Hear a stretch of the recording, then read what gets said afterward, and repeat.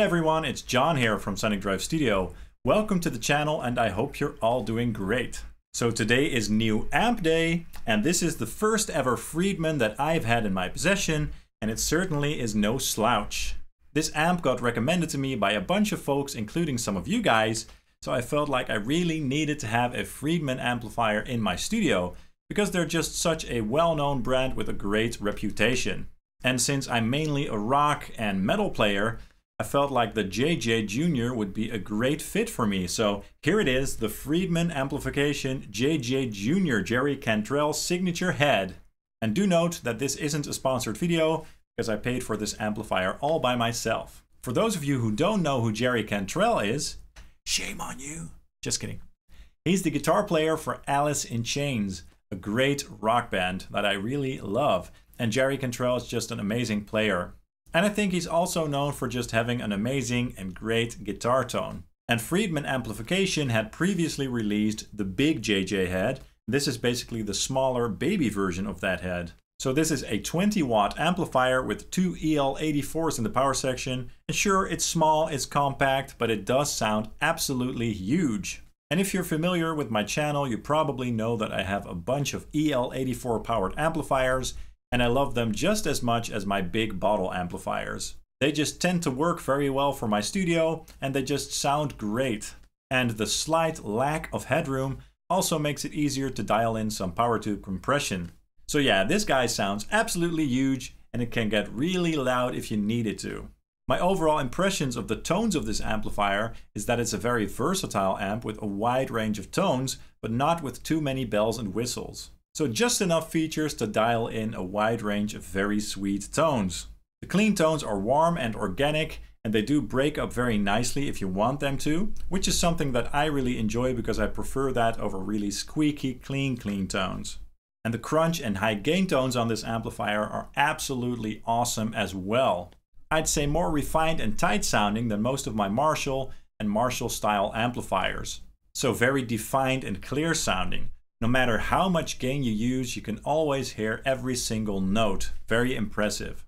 Okay, so let's take a closer look at this amplifier and also listen to some tones. So this amp has two channels, a clean and a lead channel. And the clean channel only has one basic control, a clean volume control. And this can also act as your gain control, as it starts to break up very nicely at around the 9 o'clock mark. Now the clean channel also features a very handy bright switch.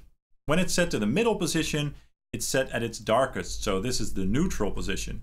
This setting can work well together with very bright single coil pickups and stuff like that.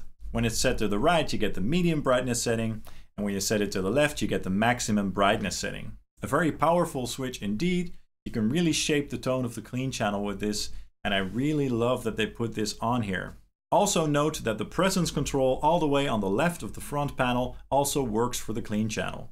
Now let's take a listen to some clean tones using my ESP LTD Phoenix 1000 guitar on the Phat Cat neck pickup. And for these tones, I'm running my Laney Black Country Customs Secret Path reverb pedal in the loop as well, and I have it set to the plate mode with some modulation going on.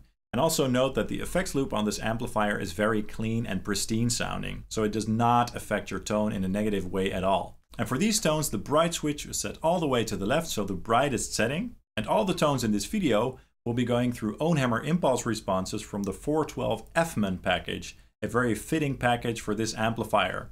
The exact IRs used will be noted during the segments, alongside some footage of the amplifier's actual settings. Let's go ahead and check that out right now. Here we go.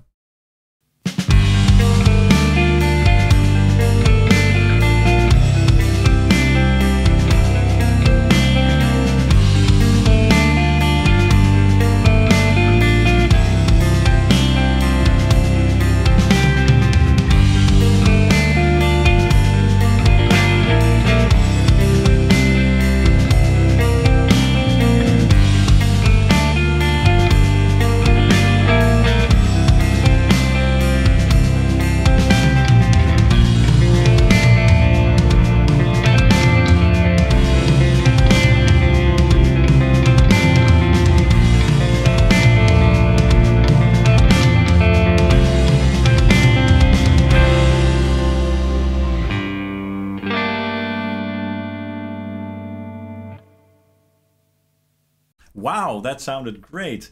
Very clear, full and defined. I love it, absolutely awesome. And the bright switch definitely helps to make the guitar come forward in the mix. I absolutely love what that does. Now, as I said, you can easily get a bit of grit out of the clean channel as well, so let's put that to the test. For this clip, I'll be using my ESP LTD NW44 Neil Westfall model with the Bareknuckle Aftermath pickup. And this time the bright switch is set to the right setting, so the medium brightness setting. And I'm also using the Laney Black Country Custom Secret Path reverb pedal, but this time with slightly different settings and the modulation turned off. So a more basic plate reverb setting. All right, let's go.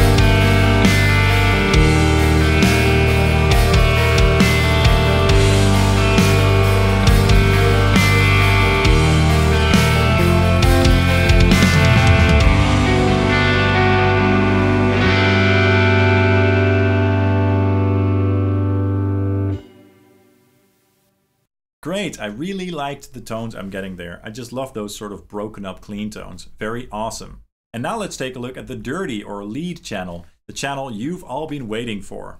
This channel has a dedicated master volume control, a simple 3-band EQ, a gain control, and also a mode switch. And that switch lets you choose between the regular BE mode and the JBE mode. The JBE mode is basically the Jerry Cantrell mod.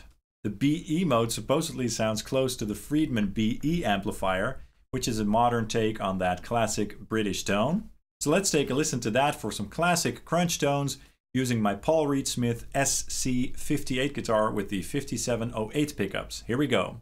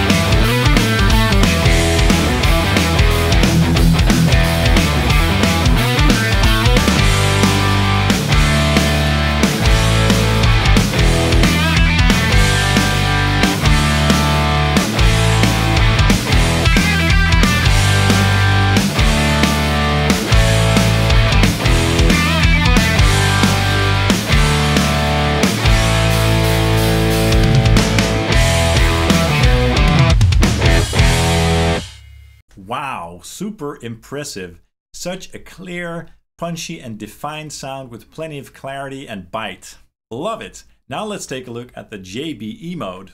When you switch the amplifier to the JBE mode, the amplifier basically gets a bit more saturated and compressed, so great for heavier styles. And as I said earlier, even with a lot of gain, this channel still sounds very defined and clear.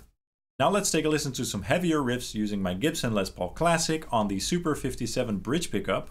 And do try to pay attention to the definition of all the notes, especially in the chorus section where we've got 4 guitars going on. Despite all the gain and layers, you can still hear every single note. Very impressive. Let's check it out right now.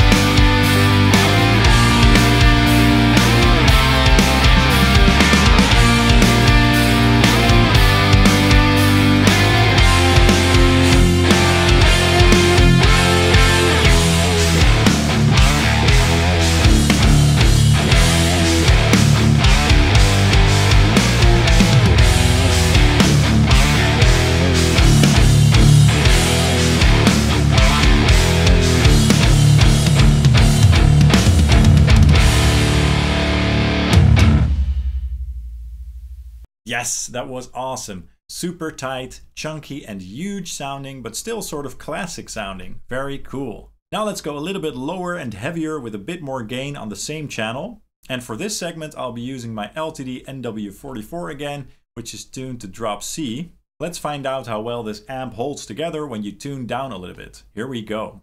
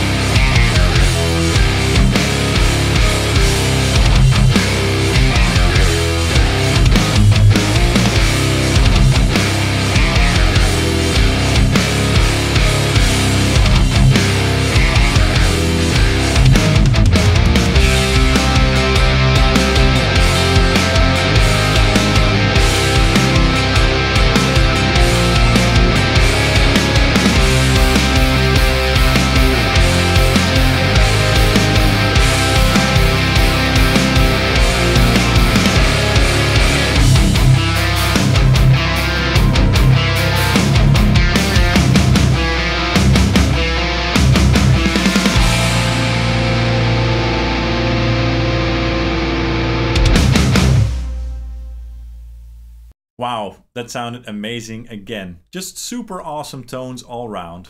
Before we end this video, let's also take a look at the back panel of this amplifier, starting all the way on the left. All the way on the left we have a foot switch jack, and next to that the wonderful and transparent effects loop. And then we have a mic simulated direct out with a balanced XLR output. This can be a very handy feature for a bunch of different situations. I believe you can even use this feature without having to hook up an actual cabinet, so that's great for silent recording. The balanced out features a ground lift switch, a mic axis switch to tweak the tone a bit, and a level control. Then we have the speaker outs and a simple 8 or 16 ohm selector switch. That's all for this video. As you could probably tell, I really love this amp. I'm super impressed. It certainly has a very unique sound, and I think it really has its place in my collection. I mean, I couldn't be happier basically. It's just such an awesome amplifier. What can I say? If you enjoyed this video, please drop a like and a subscribe along with the bell. And also do let me know in the comments down below what you thought of this video and the tones of this amplifier. You can also follow Sonic Drive Studio on Facebook, Instagram, and Twitter. Thank you so much for watching, and I hope to see you soon. Cheers!